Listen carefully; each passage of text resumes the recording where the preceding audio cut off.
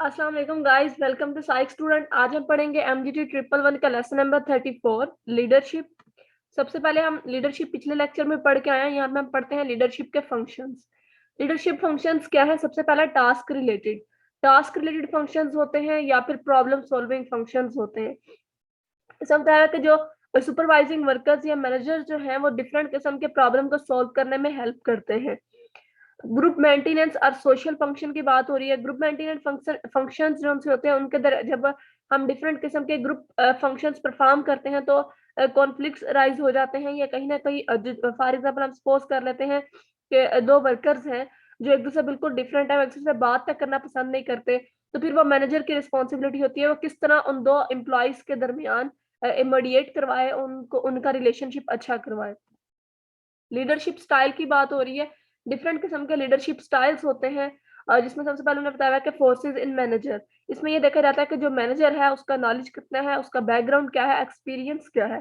Forces in employees, इसमें employees का knowledge, experience और बैकग्राउंड चेक किया जाता है। ऑर्गेनाइजेशनल फोर्स, इसमें ऑर्गेनाइजेशनल का स्टाइल, जिस ऑर्गेनाइजेशन में हम काम कर रहे हैं उसका स्टाइल, उसका कल्चर, उसका प्रेशर ऑफ टाइम क्या है, मतलब कितने टाइम एम्प्लॉयज को वर्किंग करनी पड़ती है, क्या किस किस्म के कल्चर के लोग उसमें रहते हैं या उस ऑर्गेनाइजेशन ने किस किस्म का कल्चर अलाउ किया हुआ। फॉर एग्जांपल हर ऑर्गेनाइजेशन या तो एक प्रॉपर यूनिफॉर्म रखती है कि या एम्प्लॉयज ये पहन के आए, या एक प्रॉपर सूट होता है, या वो कहते हैं कि पैंट कोट पहन के आए। इस तरह हर ऑर्गेनाइजेशन का कल्चर स्टाइल डिफरेंट होता है।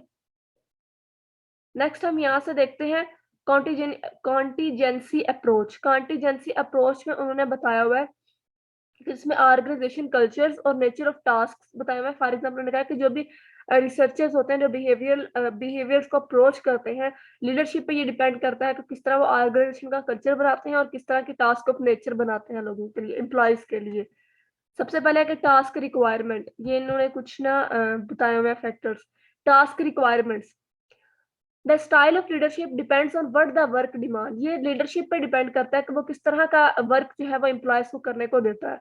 peers expectations and behaviors, organization situation में people whom we work with have certain expectations, तो हम लोग जो एक एक्सपेक्टेशन से काम कर रहे होते हैं मुख्तलिफ peers के साथ कॉपरेट करके।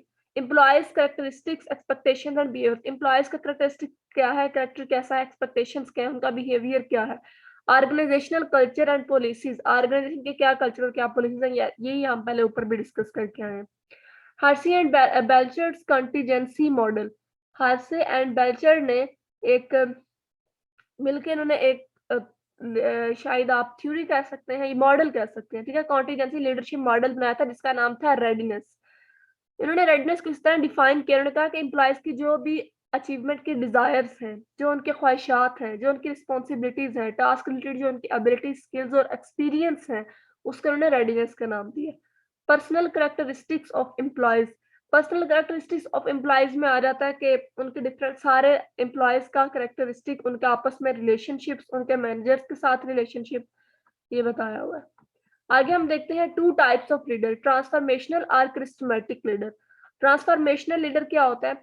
One area of growing interest, the study of individuals who have an exceptional क्या लिखा हुआ है, exceptional exceptional impact on their organisation.